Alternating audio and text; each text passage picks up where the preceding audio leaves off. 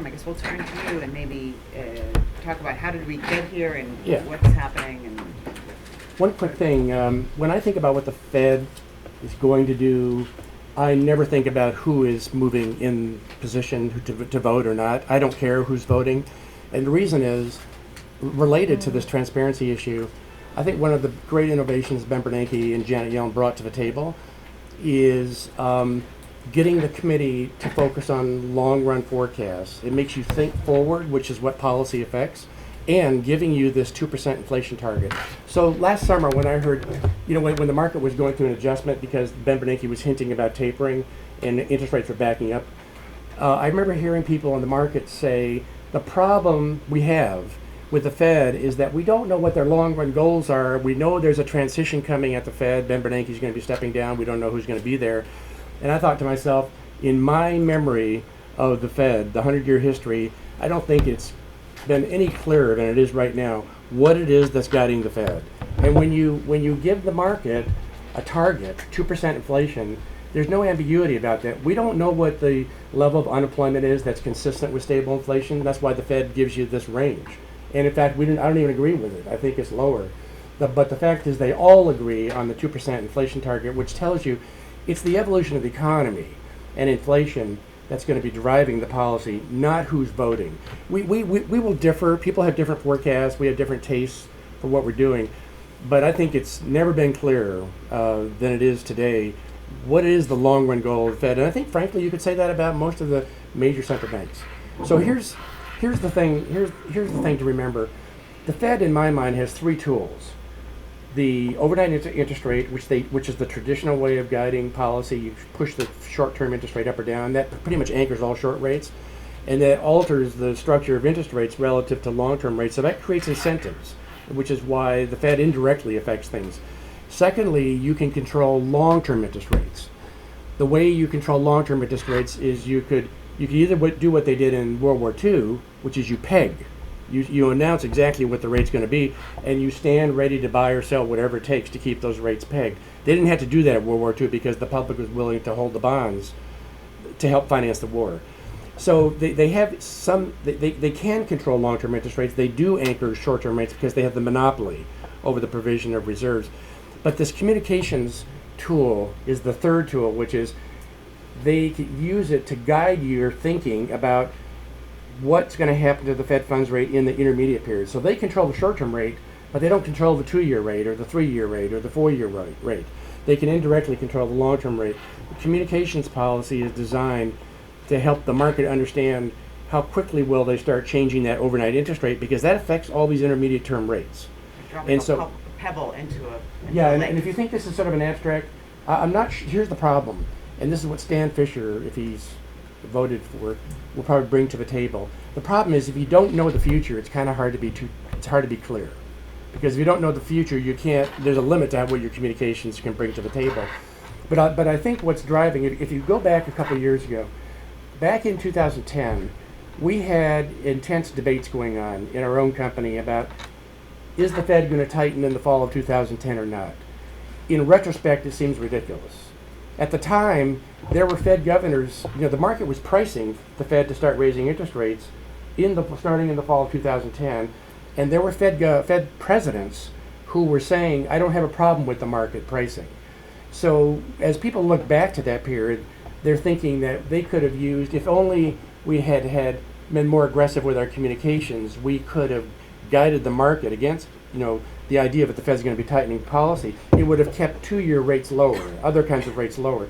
The problem is when you're in the middle of this debate, there's a disagreement about this, and you can't, it's hard to be clear, and that's what we have to learn. I'm not sure communications is going to be able to give us a whole lot more help in the future, because the problem is we don't know the future, and we don't know. I can imagine all kinds of scenarios. Okay, so here's why have we gotten ourselves into this situation where the Fed had to do more than the traditional policy? The traditional policy being you control the short-term interest rate up or down. The problem is it all goes back to the real estate speculation in the last decade.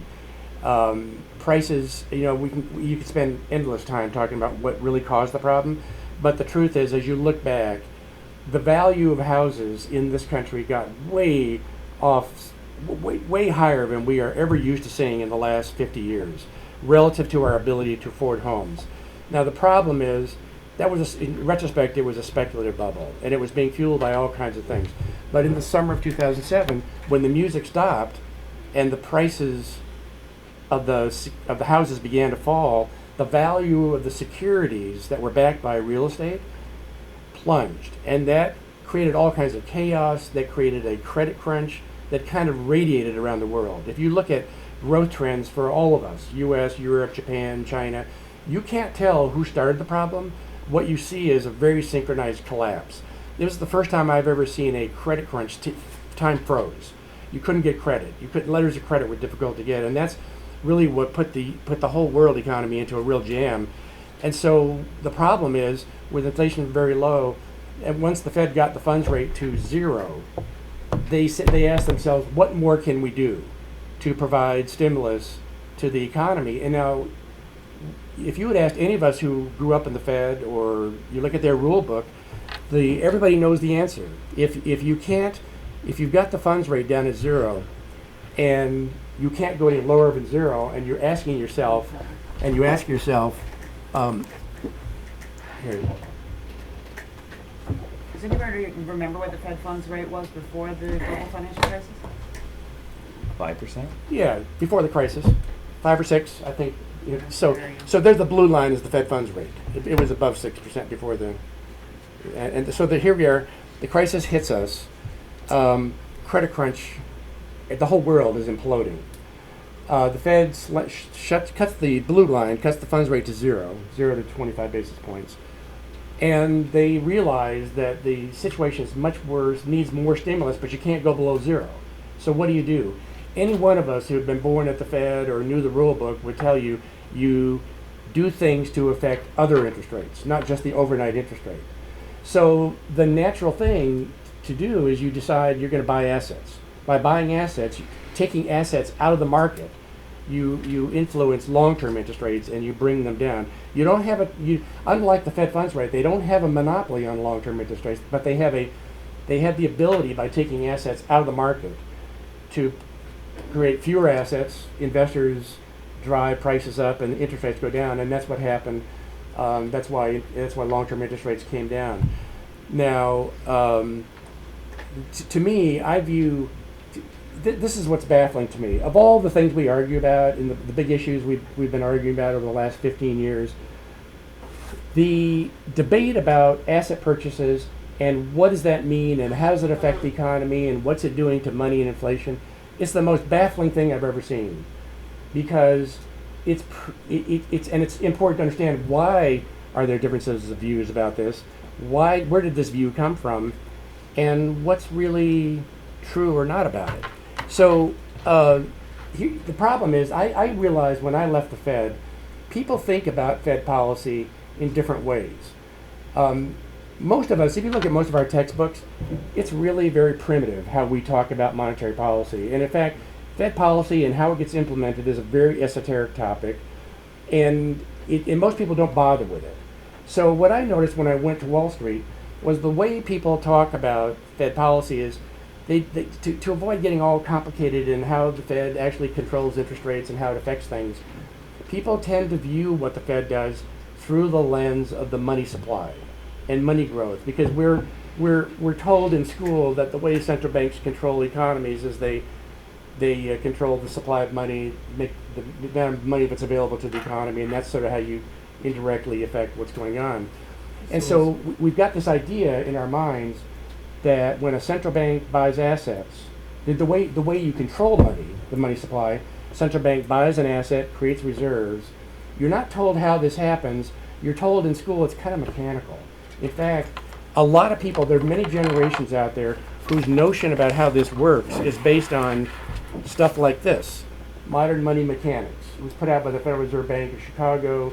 I think the last edition was in the 90s. Really, I think we've stopped doing this. But the concept is this, that the way you control the money supply is it's related to, because of the reserve requirements, if the Fed provides a certain amount of reserves, that those reserves get loaned into the economy, and through some mysterious process, it expands the supply of money until the supply of money is in alignment with the reserve base, and the alignment is depending on the reserve requirement. So, for example, if a bank has $1 billion of transactions deposits, the reserve requirement is you've got to hold 10% of those, 10% in reserves. That's your required reserve. So you have to hold $100 million in reserves at the Fed. So if you walk this backwards, if the Fed provides $100 billion of reserves, the assumption is that that's going to slowly over time expand and boost the money supply by $1 billion. So people are used to thinking that the way the money supply works is the Fed buys assets, creates reserves, and that automatically affects the supply of money. And this is why when you listen to the way people talk about what the Fed is doing, asset purchases, it's why you hear the references to the Fed doing QE, quantitative easing, monetizing debt, flooding world markets with liquidity. None of those terms are right. And you'll never hear a Fed policymaker use the term QE to describe what they're doing, because QE refers to the process of increasing the quantity of money. That was the term was invented to if you got rates at zero and you're stuck at zero, the idea was if you can somehow increase the quantity of money. Well, I'm going to show you a picture that tells you what the problem is. What's wrong with this whole way of thinking about it. And this is why when people say the Fed, by buying assets, is increasing liquidity, and if you're thinking about what's going on in the emerging markets, many people in emerging markets think that what's happening is the Fed is creating liquidity and it's flowing to the emerging markets, and that's causing all kinds of distortions. None of that is happening. And the reason, and the way you know this is, if you think about it, it was quite a few years ago when the Wall Street Journal started on this story, and they had Art Laffer write an op-ed about this. If you remember the story, Art Laffer wrote this piece that showed you, it was a big story about how prepare for higher inflation and rising interest rates, and what he showed was a picture of the monetary base. That's how we're trained to think about this, because if you think that it's all automatic, all you got to do is worry about what's the Fed doing, how many reserves are they creating, and don't worry how it happens, but somehow it all turns into money, and therefore inflation. So let me show you the picture. There's the monetary base. That's the picture that Art showed in his op-ed. You see a picture like this, any one of us from the past would think, oh my God, the central bank is pumping up the money supply. And your next thought is to think about what happened in the Weimar Republic when people were wheeling wheelbarrows of money around. And in fact, the Wall Street Journal mentioned the Weimar Republic. So there's a lot of people who saw this, see this going on, and they think, oh my God, this is a story about coming inflation. Well, what tells you there's something wrong, there's something strange about the story, is if you overlay that on top of the money supply, it's telling you that surge in the monetary base, surge in reserves, is not translating into the money supply. So the picture is showing you M2 is the measure of the Fed's measure of money on the bottom there, and the scale's on the right-hand side. I've structured the scale so that the money stock will be about 10 times what the monetary base is, because the Fed's liabilities are the reserves that we hold. If the Fed's reserves were morphing into money, you would see the money stock go up by about 10 times what the Fed's liabilities are. The fact that it's not happening tells you this story that we're watching has nothing to do with monetizing debt. It's happening because it's a footnote to these asset purchases. The Fed is buying assets to take them out of the market in order to dampen long-term interest rates. As a byproduct, it's creating all these reserves. Why is it not turning into the money supply? Because all the reserves that are building the monetary base are piling up as excess reserves, the red band in this picture. If they're excess reserves, that means they're not going anywhere. We have a big chunk in our account at the Fed. They go nowhere. The Fed pays us 25 basis points for this. They're sitting idle at the Fed. They would not be excess reserves if we were lending them to business customers, and that was eventually turning into the money supply, because if the reserves the Fed created were being put in the market, turning into transactions deposits, we would have to hold more and more required reserves. The fact that they're piling up as excess reserves means these are all idle. They're all sitting in quarantine. They're not going anywhere. No emerging market is seeing it. Yeah. I'm sorry, even thoughtful central bankers are concerned about inflation, like Rick Fisher and Esther George. How do you differentiate sort of uneducated concern about inflation from? You know, the people who were worried about this, and they still are, for a different reason now. The people who were worried feared. They come from a school that says when the central bank creates reserves, and the monetary base goes up, eventually, if the Fed is unable to control that and bring it back down or quarantine it, it could get into the economy. So you have to ask yourself, what makes that happen? And this is why the textbooks are all having to be rewritten. What makes that happen? What we should learn when we're in school, how this works, is the process of creating money is not just about the Fed creating reserves, putting them out there, and then waiting for everybody to start lending. The process of creating money is a partnership with the business community, the banking community. Those reserves that we have at the Fed have to be loaned into the economy in order for them to eventually morph into, to become part of the money supply. But that's not going to happen unless the economy expands rapidly and our business customers want to borrow. The problem is the Fed didn't do this with the purpose of forcing borrowing to expand. They did it because they were using their balance sheet to take assets out of the market to help hold long-term interest rates down. And indirectly, in other words, they are indirectly enticing the investor community to move money from cash and risk-free assets into riskier assets, equity, high-yield funds, emerging market funds. So it's not that the Fed is creating liquidity, because it isn't, because the liquidity they've created is dead liquidity. It's not going anywhere. But by doing what they're doing, they have altered the structure of interest rates to indirectly encourage the investor community to increase their risk appetites to do things. Now, if you're in the emerging markets or if you're in the equity market and you're seeing investors moving money from cash to high yield bonds or emerging market bonds, it may feel like a wall of money is coming at you. But in the aggregate, it's not liquidity the Fed has created. All they're doing is changing the interest rate structure to encourage risk appetites to move funds from risk-free assets into other assets. It's a more indirect, more slow-moving process. So guys like Fisher, Can I just add one thing just about the inflation scare? I think the very rational. Sometimes people have used this story that inflation is caused by too much money chasing too few goods. That's an old expression. And what Jim is saying here is that red stuff is money that's not chasing anything. Now, if the economy were stimulated, as he's saying, that stuff might start chasing goods and start put upward pressure on prices, and then the Fed has to respond appropriately.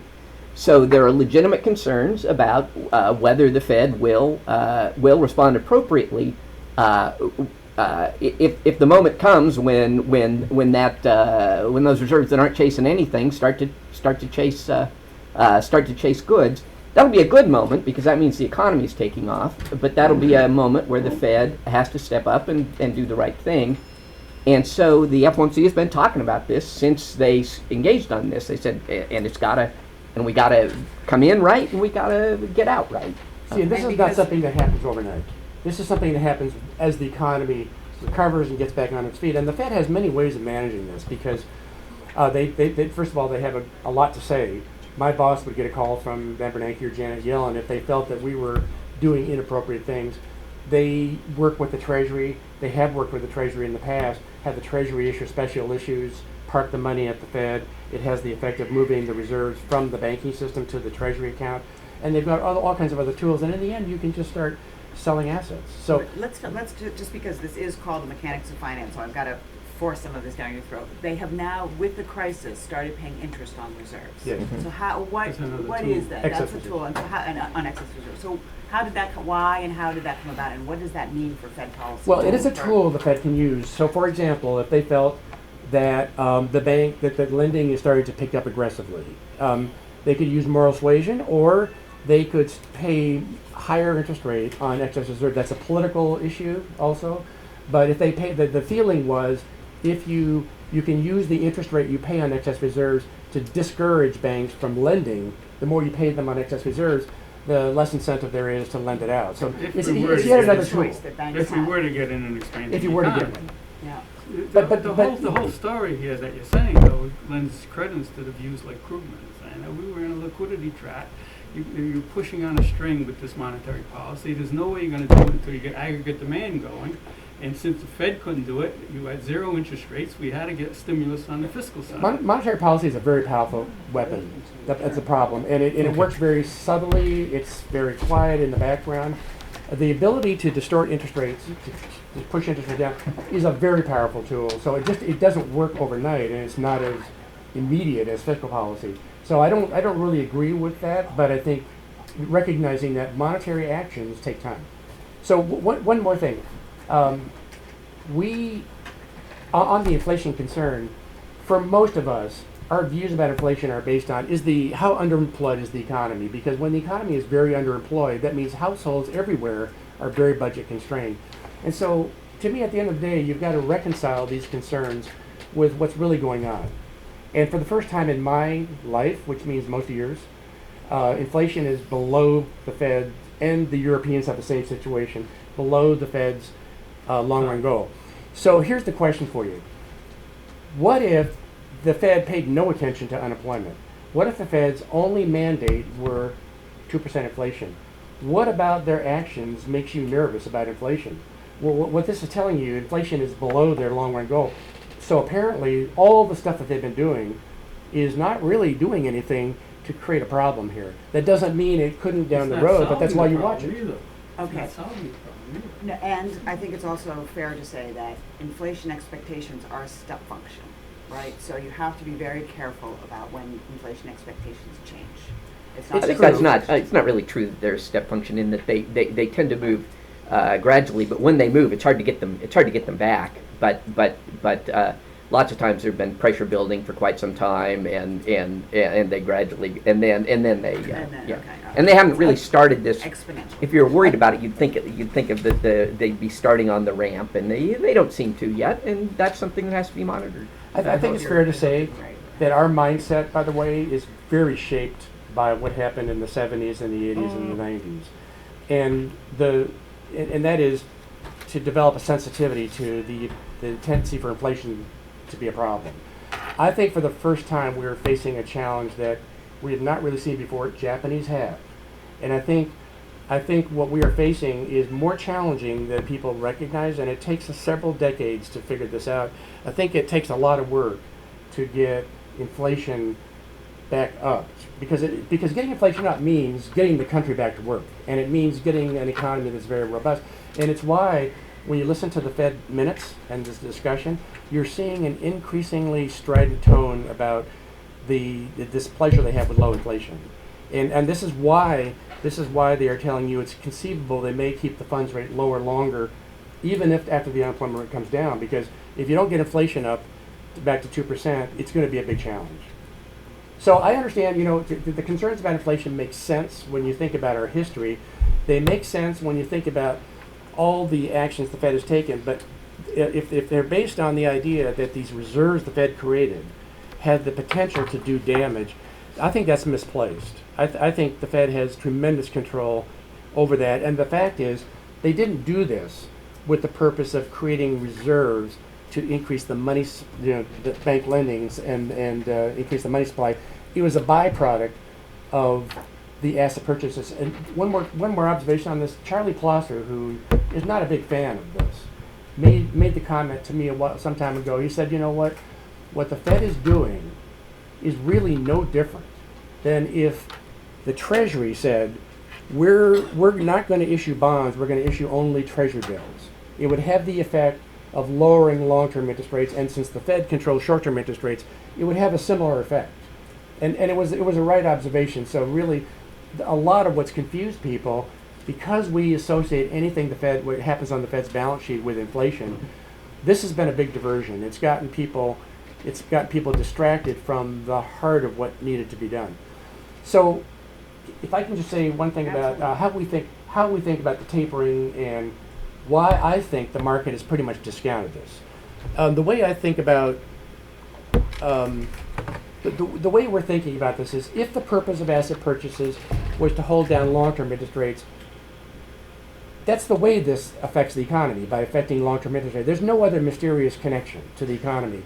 The way you see it is by looking at what has happened to real long-term interest rates, because that's where the impact should be felt if the Fed's asset purchases are having an effect. So what I'm showing you on this picture is the interest rate that the market expects 5 years from now for the next 5 years. That's a forward rate, and I'm doing that to get away from the zero Fed funds rate right now, because for the next several years the Fed's going to have the short-term interest rate fairly low. So when you look at this, focus on the blue. The blue is the TIPS yield, the forward TIPS yield, Which is, what is the TIPS yield? the Treasury inflation protected yield, the real rate of interest. So the market, in the last decade or so, we've now got a market indicator of what the real rate of interest is. We used to have to guess this based on inflation, our notion of inflation expectations. The yellow zone is the market's inflation premium, what the market demands for inflation protection. This picture shows you real interest rates, the blue zone. They tend to float somewhere 2 to 2.5. It varies. There's lots of arguments for why this can vary, but in general, real interest rates tend to hover 2 to 2.5%. When the Fed started doing asset purchases, that TIPS yield, that forward TIPS yield, went down to zero. It went down to zero until last May. Last May, when Ben Bernanke hinted that the Fed was thinking sometime soon about slowing down the asset purchases, that the signal to the market was the economy is doing well enough that you are now thinking about backing away from a non-traditional policy. And in that moment, when that happened, the real rate of interest jumped very quickly, back to about 1.5%. What that tells you is that the market is largely, it understands what's coming, and it's largely adjusted to the idea that the Fed is going to be slowing down these asset purchases. There may be a little bit more to go, but we've got to see the economy doing much better before this really fully plays out. So to me, it's not what's on the Fed's balance sheet that tells you what to focus on. It's how the markets are responding to what the Fed is hinting and what the Fed is doing. And you could say, well, 10-year Treasury yield's 3%. That's still kind of low, isn't it? It's true, but the market understands that the Fed funds rate is going to remain relatively low for a little while longer, and you've got to factor that into a 10-year Treasury yield. So the way to focus on what the market's really thinking about what's coming in terms of asset purchases is to look at go beyond the zero Fed funds rate policy and just look at what the market has been doing, where the Fed has had a big influence but is now backing off. So for me, what this picture tells you is we expect the Fed to, over the course of the year, wind down asset purchases and be done with it by the fall. And I think if the Fed does what everybody has been assuming, 10 billion per meeting, that you will not see much drama over the course of the year.